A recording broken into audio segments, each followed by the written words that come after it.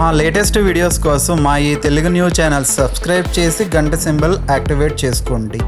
రేపు బుధవారం ఈ ఆకుని కాలిస్తే చాలు, మీ జీవితం మారిపోయి 4 వైపుల నుండి ధనం దూసుకు వస్తుంది. అష్ట ఐశ్వర్యాలు సిద్ధిస్తాయి. పట్టిందల్లా బంగారంలాగా మారుతుంది. ప్రకృతిలో ఉండే ప్రతి చెట్టు, ప్రతి పువ్వు, ప్రతి ఆకులోనూ ఒక దైవిక శక్తి దాగి ఉంటుంది. మనం కేవలం వాటిని ఆహారంగానో లేదా అలంకారంగానో చూస్తాం, కానీ తంత్రశాస్త్రం మరియు జ్యోతిష్య శాస్త్రం ప్రకారం కొన్ని రకాల ఆకులకు ధనాన్ని ఆకర్షించే శక్తి ఉంటుంది. మన చుట్టూ ఉండే నెగిటివ్ ఎనర్జీని దూరం చేసి మన దరిద్రాన్ని పారద్రోలి అదృష్టాన్ని మన ఇంటికి తీసుకువచ్చే అద్భుతమైన గుణం కొన్ని పవిత్రమైన ఆకులకు ఉంది. మన పూర్వీకులు, ఋషులు ఈ రహస్యాలను ఎప్పుడూ చెప్పారు. మన జీవితాన్ని మార్చే శక్తి, మన కష్టాలను తొలగించి ఆర్థికంగా మనల్ని ఉన్నత స్థితిలో నిలబెట్టే శక్తి ఈ ప్రకృతి వనరులలో ఉంది. మరి ఇంతకీ రేపు బుధవారం రోజున ఏ ఆకును కాలిస్తే మన జీవితం మారుతుంది, 4 వైపుల నుండి ధనం దూసుకు వస్తుంది అనే విశేషాలను ఇప్పుడు ఈ వీడియోలో మనం చాలా వివరంగా తెలుసుకుందాం. అంతకన్నా ముందు ఒక పవిత్ర కథను విందాం. ఫ్రెండ్స్, ఈ పరిహారం గురించి తెలుసుకునే ముందు మీకొక చిన్న విన్నపం. ఈ వీడియోను లైక్ చేసి కింద కామెంట్ సెక్షన్లో ఓం మహాగణాధిపతయే నమః అని భక్తితో కామెంట్ చేయండి. పూర్వం ఒక ముసలి అవ్వ తన 4 కొడుకు కోడళ్లతో నివసిస్తూ ఉండేది. ఆ అవ్వకు దానగుణం ఎక్కువ. అలా దానాలు చేసి చేసి చివరకు తను చాలా పేదరాలు అయ్యింది. అయినప్పటికీ తన ఇంటి ముందుకు ఎవరు వచ్చినా ఏమీ లేదని పంపించేది కాదు. తనకు ఉన్నదానిలోనే ఎంతో కొంత దానం చేసేది. ఇది పెద్ద కోడలికి తప్ప మిగిలిన కోడళ్లకు నచ్చేది కాదు.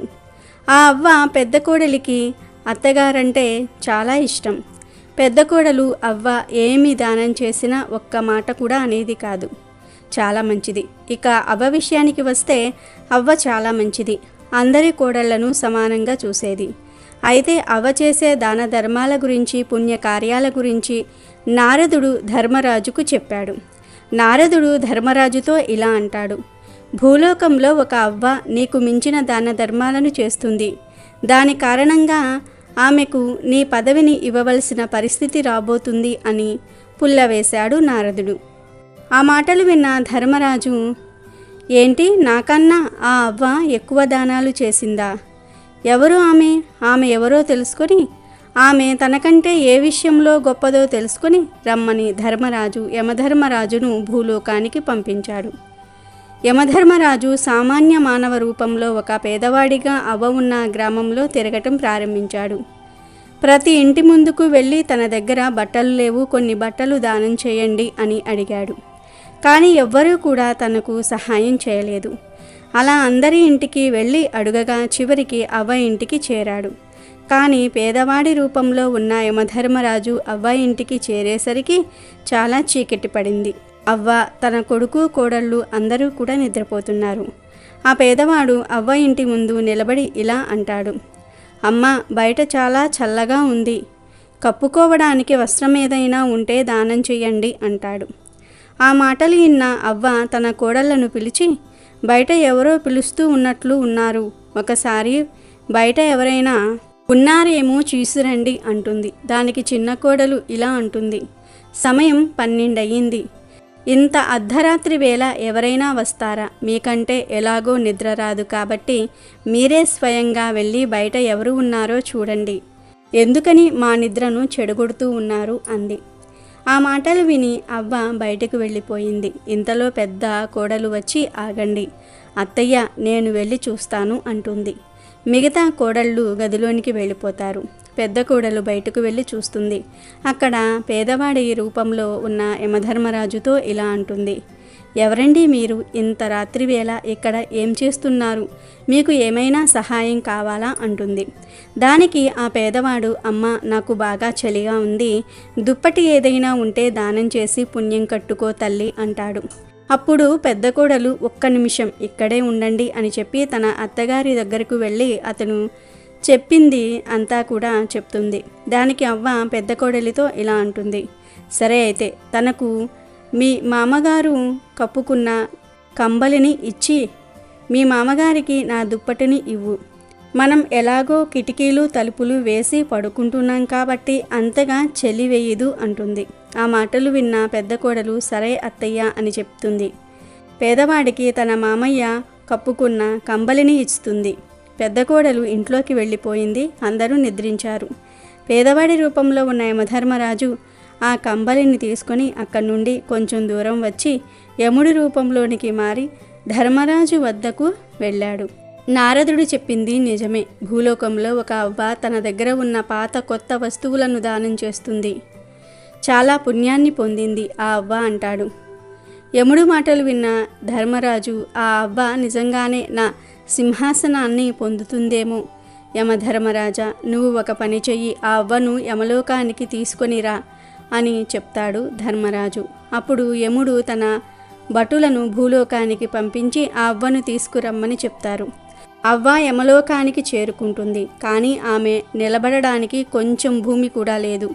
చుట్టూ నీరే ఉంది. అది చూసిన అవ్వ, నేను భూలోకంలో చాలా దాన ధర్మాలను పుణ్యకార్యాలను చేశాను, అయినా నేను నరకానికి వచ్చాను అని నాకు బాధగా లేదు.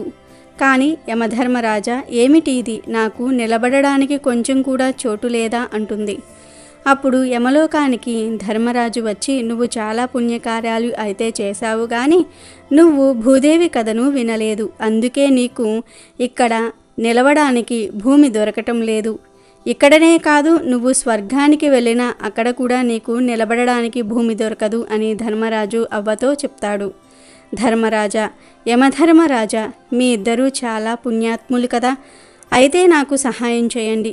నేను నా కాళ్ళ కింద భూమి లేకపోతే నేను ఎలా నిలబడతాను? నాపై జాలి చూపించండి అంటుంది. అవ్వ మాటలకు ఆమె చేసిన దాన ధర్మాలను గుర్తు తెచ్చుకొని యమధర్మరాజు ఇలా అంటాడు, మీరు బాధపడకండి. మీకు నేను 7 రోజులు గడువు ఇస్తున్నాను. మీరు భూమి మీదకు వెళ్ళిన తర్వాత 6 రోజులు భూదేవి కథను వినాలి. 7వ రోజు తిరిగి ఇక్కడకు రావాలి అని చెప్పి అవ్వను భూమిపైకి పంపిస్తాడు. చివరిలో ఒక షరతు పెడతాడు.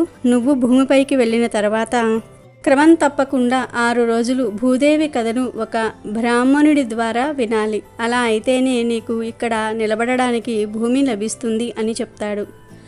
అక్కడ భూలోకంలో అవ్వ చనిపోయింది అని అనుకుని ఆమెకు దహన సంస్కారాలు చేయటం ప్రారంభించారు. శ్మశానానికి దగ్గరలో ఉందనగా అవ్వ లేచి తన కొడుకులతో, నన్ను ఎక్కడికి తీసుకొని వెళ్తున్నారు? నేను ఇంకా చనిపోలేదు అంటుంది. ఆ మాటలు విని 4 కొడుకులు కోడళ్ళు ఆశ్చర్యపోతారు. ఆ తర్వాత అవ్వకు క్షమాపణ చెప్పి ఇంటికి తీసుకుని వెళ్తారు. చనిపోయిన అత్త తిరిగి రావటం చూసిన 4 కోడళ్లకు మతిపోయింది. పెద్ద కోడలు చాలా సంతోషించింది. మిగిలిన 3 కోడళ్ళు ఇలా అనుకుంటున్నారు, ఈవిడ అంత త్వరగా ఎందుకు చస్తుంది? మనల్ని చంపుతుంది గాని అని అనుకుంటున్నారు. ఊరిలోని వారంతా కూడా ఆశ్చర్యపోతారు. వీరి కుటుంబాన్ని చూసి హేళన చేస్తారు. ఆ తర్వాత అవ్వ తన 4 కోడళ్లను కొడుకులను పిలిచి, నేను ఇంకా 7 రోజులు మాత్రమే ఈ భూమి మీద ఉంటాను. నిజానికి నిన్న రాత్రే నేను చనిపోయాను అని చెప్పి యమలోకంలో జరిగిందంతా కూడా చెప్పి తను భూమి మీదకు రావడానికి గల కారణం కూడా చెప్పింది. అవ్వ మాటలు విన్న కొడుకులు కోడళ్ళు, పెద్ద కోడలు తప్ప, ఈవిడకు పిచ్చి పట్టిందా ఏమిటి? ఏదో పీడకలు వచ్చి ఉంటుంది, దానికి ఇంత పెద్ద పంచాయతీ పెట్టాలా అన్నారు. కొడుకులు కూడా ఆమె మాట వినలేదు. అప్పుడు అవ్వ, దయచేసి నా మాట నమ్మండి. ఇంకో 7 రోజుల్లో నేను చనిపోతాను. నేను 6 రోజులు క్రమం తప్పకుండా భూదేవి కథను వినాలి. నాకు సహాయం చేయండి అని ప్రాధేయపడింది. దానికి పెద్ద కోడలు ఇలా అంటుంది, అత్తగారు చెప్పేది నిజమైనా అబద్ధమైనా ఏమవుతుంది? భూదేవి కథ వింటే పుణ్యమే కదా అంటుంది పెద్ద కోడలు. తన భర్తను పిలిచి, మీరు వెంటనే వెళ్ళి ఒక బ్రాహ్మణుడిని పిలుచుకుని రండి అంటుంది. మిగిలిన 3 కోడళ్ళు చేసేది ఏమీ లేక చూస్తూ ఉన్నారు. చిన్న కోడలికి మాత్రము తన అత్తపై, తోడి కోడళ్లపై కోపం రోజు రోజుకు పెరిగిపోతుంది. బ్రాహ్మణుడు ఇంటికి వచ్చి భూదేవి కథను చెప్పాడు. అలా క్రమం తప్పకుండా అవ్వ ఇంటిలో 6 రోజులు భూదేవి వ్రత కథను చదివించారు. ఇక 7వ రోజు ఉదయాన్నే అవ్వ నీటితో నింపిన చెంబును, దారమును, 5 రూపాయల బిళ్ళను, బెల్లాన్ని తీసుకొని కొడుకు కోడళ్లను పిలిచింది. మీరందరూ కలిసి నాతో రావి చెట్టు వద్దకు రండి. అక్కడ భూదేవి కథను చివరిగా విందాం అంటుంది. ఈ రోజుతో నేను మీ అందరినీ విడిచి వెళ్ళిపోతాను. రేపు తెల్లవారేసరికి ఈ లోకాన్ని వదిలేస్తున్నాను అని చెప్తుంది. ఆ మాటలు విని కొడుకు కోడళ్ళు ఏమీ మాట్లాడరు. నిస్సహాయంగా చూస్తూ ఉంటారు. బ్రాహ్మణుడు అవ్వ తన నలుగురు కొడుకు కోడళ్ళు రావి చెట్టు వద్ద భూదేవి కథను వింటారు. కథ పూర్తయిపోయిన తర్వాత అవ్వ లేచి తనతో తెచ్చుకున్న నీటిని రావి చెట్టు మొదట్లో పోసి కోడళ్లకు దారం ఇచ్చి చెట్టుకు కట్టమని చెప్పింది. 5 రూపాయి బిళ్ళలను బెల్లాన్ని రావి చెట్టు మొదట్లో పాతిపెట్టి, అమ్మ భూదేవి, నేను చేసిన ఈ వ్రతాన్ని స్వీకరించు, నేను చేసిన పాపాలను క్షమించు, నాకు నిలబడానికి భూమిని ఇవ్వు అని భూదేవికి మొక్కుతుంది. అందరూ కలిసి ఇంటికి వెళ్తారు. అవ్వ తన కోడళ్లతో ఇలా అంటుంది, ఈరోజు నా చివరి రోజు, నాకు నవకాయ వంటలు చేసి పెట్టండి, నేను ఆనందంగా ఇక్కడి నుండి వెళ్ళిపోతాను అంటుంది. దానికి చిన్న కోడళ్ళు ఇలా అంటుంది, ఏమైందని మీకు నవకాయ వంటలు చేయాలి? ఉన్నది అంతా దానాలు పూజలు వ్రతాలు చేసి మమ్మల్ని కటిక పేదవారిని చేశారు. మీరు ఏదో నిజంగానే చనిపోతారని వీరు నమ్మి మీకు ఇన్ని సేవలు చేస్తూ ఉన్నారు. వీరందరూ మీరు ఏది చెబితే అది గుడ్డిగా నమ్ముతున్నారు అని అందరిపై విరుచుకుపడింది. పెద్ద కోడలు, ఇక చాలు ఆపు, నువ్వేమీ మాకు సహాయం చేయనవసరం లేదు. అత్తయ్య, మీకు నేను నవకాయ వంటలు చేసి పెడతాను, ఎవరు నన్ను ఆపుతారో చూస్తాను అంటుంది. పెద్ద కోడలు ఒక్కసారి ఇంటికి వెళ్ళి ఒక్కో పదార్థం తెచ్చి వంట చేస్తుంది. అందరినీ పిలిచి భోజనం చేయమంటుంది. కానీ చిన్న కోడలు తినదు. అప్పుడు అవ్వ, రేపొద్దున్నే నేను వెళ్ళిపోతాను, ఈ ఒక్కరోజు నాతో కలిసి భోజనం చెయ్యి రా తల్లి అని చిన్న కోడల్ని పిలుస్తుంది. ఇష్టం లేకపోయినా అందరితో కలిసి భోజనం చేస్తుంది.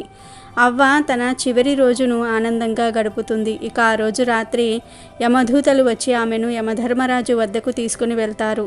ఈసారి అవ్వ కాళ్లకు నేల తగులుతుంది.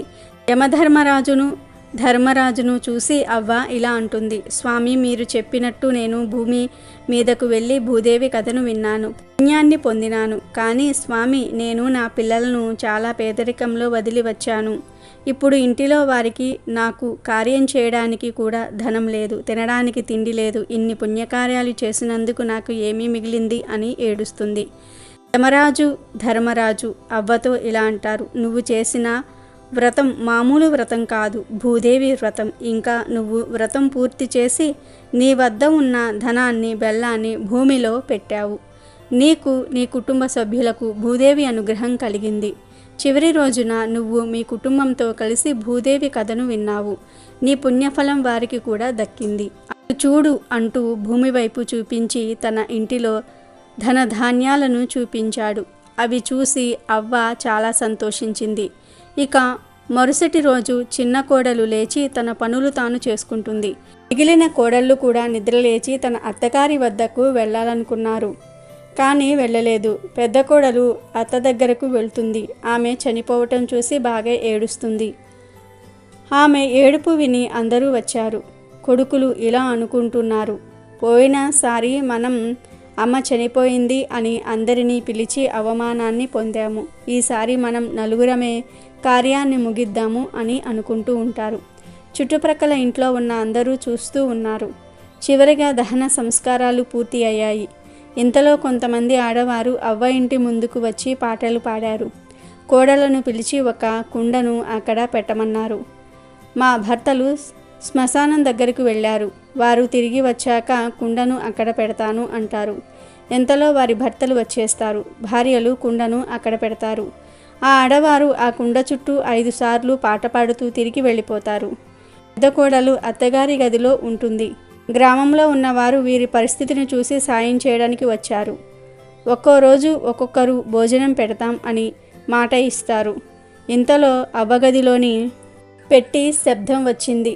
పెద్ద కోడలు ఏమిటి అని పెట్టి తీసి చూసింది. పెట్టి మొత్తం డబ్బుతో నిండి ఉంది. వెంటనే తన గదిలోనికి వెళ్ళింది. ఆమె గదిలో కూడా డబ్బు బంగారము ఉన్నాయి. వంటగదిలో చూసింది. సరుకులు అన్నీ నిండి ఉన్నాయి. అవి చూసి పెద్ద కోడలు ఆనందంతో తన భర్తను పిలిచింది.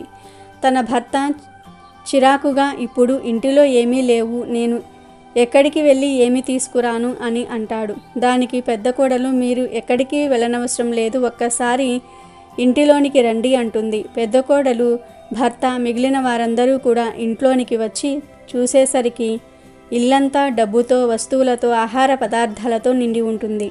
మిగిలిన ముగ్గురు కోడళ్ళు తమ గదుల్లోనికి వెళ్ళి చూసుకున్నారు. రెండవ కోడలికి, మూడవ కోడలికి కొంచెం డబ్బు మాత్రమే లభించింది. కానీ చిన్న కోడలికి అస్సలు ఏమీ లభించలేదు. అది చూసి ఇద్దరు కోడళ్ళు ఇలా అంటారు, నువ్వు అందరినీ అగౌరవపరుస్తూ ఉంటావు, అందుకే నీకు ఏమీ లభించటం లేదు అని అంటారు. దానికి పెద్ద కోడలు, మనమంతా ఒక్కటే, చూడు చిన్న తోడి కోడలా, నువ్వు బాధపడకు, నా దగ్గర ఉన్న కొంచెం డబ్బును నీకు ఇస్తాను అని అంటుంది. పెద్ద కోడలి మనసు అర్థం చేసుకున్న మిగిలిన ముగ్గురు కోడళ్ళు ఆమెకు క్షమాపణ చెప్పారు. ఇంతలో ఒక ఆమె వచ్చి, మీకు నేను భోజనం తయారు చేస్తాను, ప్రస్తుతానికి ఈ టిఫిన్ చేయండి అంటుంది. అప్పుడు పెద్ద కొడుకు ఇలా అంటాడు, చూడండి అమ్మా, మా అమ్మ చనిపోయే ముందు మా చేత భూదేవి వ్రతం చేయించింది. దాని కారణంగా మాకు తరగని ఆస్తి వస్తుంది. మీరు మాకు సహాయం చేస్తానన్నందుకు కృతజ్ఞతలు, కానీ మాకు మీ సహాయం ఇంకా అవసరం లేదు అని వినయంగా చెప్పి ఆమెను పంపించి వేస్తాడు. వారికి సిరి సంపదలను ప్రసాదించినందుకు తమ తల్లికి, భూదేవికి కృతజ్ఞతలు చెప్పుకున్నారు. వారందరూ కూడా వారి తల్లిలాగానే ఎన్నో దాన ధర్మాలు, పుణ్యకార్యాలు చేయాలని అనుకున్నారు. ఇదంతా చూసిన అవ్వ చాలా సంతోషించింది. చిన్న కోడలిలో వచ్చిన మార్పును కూడా చూసి ఆనందించింది. ఇంతలో అక్కడకు పుష్పక విమానం వచ్చింది. అవ్వ యమధర్మరాజు వంక, ధర్మరాజు వంక చూసింది. నువ్వు చేసిన పుణ్యకార్యాలకు స్వర్గలోకానికి వెళ్ళే అర్హత పొందావు, ఆనందంగా స్వర్గలోక సుఖాలను అనుభవించు అని అవ్వను స్వర్గలోకానికి పంపించారు. అవ్వ వలన తన కుటుంబానికి భూదేవి వ్రత కథ విలువ తెలిసింది. కాబట్టి మీరు ఎన్ని దాన ధర్మాలు, పుణ్యకార్యాలు చేసినా ఖచ్చితంగా భూదేవి కథను వినాలి. ఈ కథ భక్తి శ్రద్ధలతో విన్నవారికి భూదేవి అనుగ్రహం కలుగుతుంది. ఇల్లు, భూములు కొంటూనే ఉంటారు. ఇక మనం విషయంలోకి వెళితే, బుధవారం రోజున మనం వెలిగించాల్సిన ఆ అద్భుతమైన ఆకు మరేదో కాదు, కరివేపాకు. కరివేపాకు అనగానే మనకు గుర్తొచ్చేది కేవలం వంటకు రుచినిచ్చే పదార్థం మాత్రమే. కానీ కరివేపాకు వెనుక ఎన్నో ఆధ్యాత్మిక మరియు ఆరోగ్య రహస్యాలు దాగి ఉన్నాయి. జ్యోతిష్య శాస్త్రం ప్రకారం కరివేపాకు బుధగ్రహానికి మరియు రాహువుకు సంబంధించిన దోషాలను తొలగించడంలో అద్భుతంగా పనిచేస్తుంది.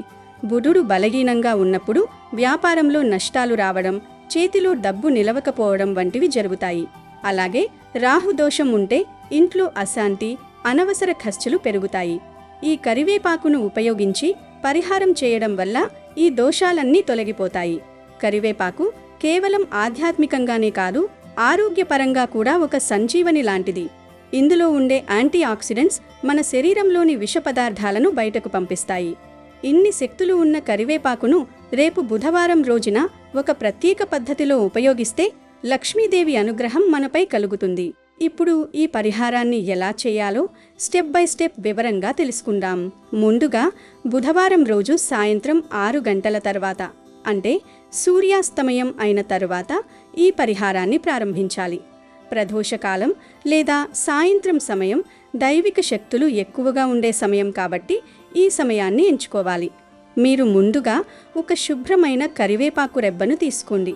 ఆ రెబ్బకు ఆకులు తాజాగా, ఎక్కడా పాడవకుండా ఉండేలా చూసుకోండి. ఇప్పుడు ఒక మట్టి ప్రమిదను తీసుకోండి. ఆ ప్రమిదలో కరివేపాకు రెబ్బ నుండి ఆకులను ఒక్కొక్కటిగా దూసివేయాలి. ఆకులు వేసేటప్పుడు మీ మనసులో మీకున్న ఆర్థిక ఇబ్బందులు తొలగిపోవాలని, ఇంట్లోకి ధనం రావాలని బలంగా కోరుకోండి. ఇలా ఆకులు వేసిన తర్వాత వాటిపైన కొద్దిగా ఆవాలు వేయండి. ఆవాలకు నకారాత్మక శక్తిని పీల్చుకునే గుణం ఉంటుంది. ఆవాలు వేయడం వల్ల మీ ఇంట్లో ఉన్న దృష్టి దోషాలు, నెగిటివ్ ఎనర్జీ అంతా నశిస్తుంది. దీని తర్వాత ఒక యాలక్కాయను తీసుకోండి. యాలక్కాయ లక్ష్మీదేవికి అత్యంత ప్రీతికరమైనది. సుగంధ ద్రవ్యాలలో యాలక్కాయకు ఉన్న ప్రత్యేకత ఏమిటంటే అది ఐశ్వర్యాన్ని ఆకర్షిస్తుంది. ఆ యాలక్కాయను కూడా ఆకుల మధ్యలో ఉంచండి. ఇక చివరిగా వీటన్నింటిపైన కొంచెం ఎక్కువగా హారతి కర్పూరం పొడిని వేయండి. కర్పూరం దైవికమైనది మరియు ఇది మిగిలిన పదార్థాలు త్వరగా వెలగడానికి సహాయం చేస్తుంది. ఇప్పుడు ఒక అగ్గిపుల్లతో ఆ కర్పూరాన్ని వెలిగించండి. కర్పూరం వెలగడం వల్ల కరివేపాకు, ఆవాలు మరియు యాలక్కాయ కూడా నెమ్మదిగా కాల్తాయి. ఇవి కాలేటప్పుడు ఒక రకమైన పొగ వస్తుంది. ఈ పొగ సామాన్యమైనది కాదు. ఇది మీ ఇంట్లోని ప్రతి మూలకు చేరేలా చూడండి. ప్రమిదను చేత్తో పట్టుకొని లేదా ఒక ప్లేట్లో పెట్టుకొని మీ ఇల్లంతా తిప్పండి. ముఖ్యంగా బీరువా దగ్గర, వంటగదిలో మరియు హాల్లో ఈ పొగ బాగా వ్యాపించేలా చూడండి. ఈ పొగ పీల్చడం వల్ల ఇంట్లో ఉన్న వారందరిలో ఉన్న ఒత్తిడి తగ్గి మనసు ప్రశాంతంగా మారుతుంది.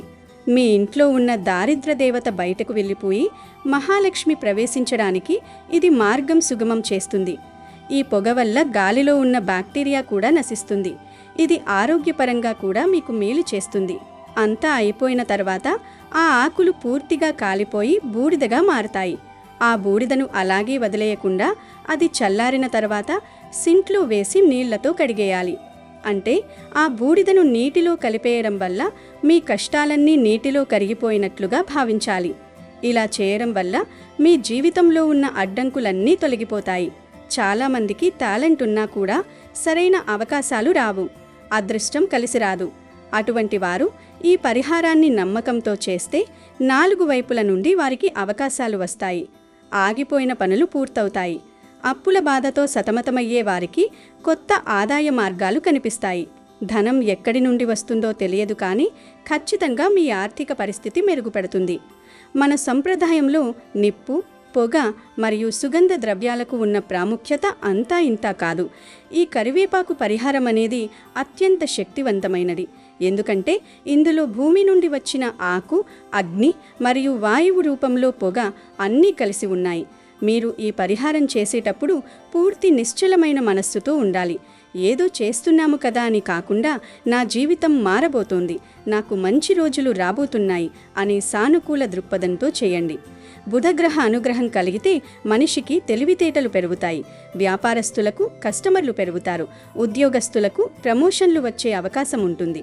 కాబట్టి ఈ అద్భుతమైన అవకాశాన్ని అస్సలు వదులుకోవద్దు. రేపు సాయంత్రం తప్పకుండా మీ ఇంట్లో ఈ చిన్న పని చేసి చూడండి. పరిహారం చేసిన కొద్ది రోజుల్లోనే మీ ఇంట్లో మార్పులను మీరు గమనిస్తారు. కలహాలు తగ్గి శాంతి నెలకొంటుంది. అనవసరపు ఖర్చులు తగ్గి పొదుపు పెరుగుతుంది. ఎవరైతే దీర్ఘకాలికంగా ఆర్థిక ఇబ్బందులను ఎదుర్కొంటున్నారో వారికి ఇది ఒక దివ్యౌషధంలా పనిచేస్తుంది. ప్రకృతి మనకు ఇచ్చిన ఈ గొప్ప వరాలను మనం సరైన పద్ధతిలో ఉపయోగిస్తే దైవకృపతో పాటు ప్రకృతి సహకారం కూడా మనకు అందుతుంది. అందరూ సుఖ సంతోషాలతో, అష్టైశ్వర్యాలతో ఉండాలని కోరుకుంటూ ఈ వీడియో మీకు నచ్చినట్లయితే మీ మిత్రులకు, శ్రేయోభిలాషులకు షేర్ చేయండి. అందరికీ శుభం కలగాలని ఆ పరమేశ్వరుడిని ప్రార్థిస్తున్నాను. వీడియో నచ్చితే లైక్ చేయండి, షేర్ చేయండి, బట్ సబ్స్క్రైబ్ చేసుకోవడం మర్చిపోవద్దు.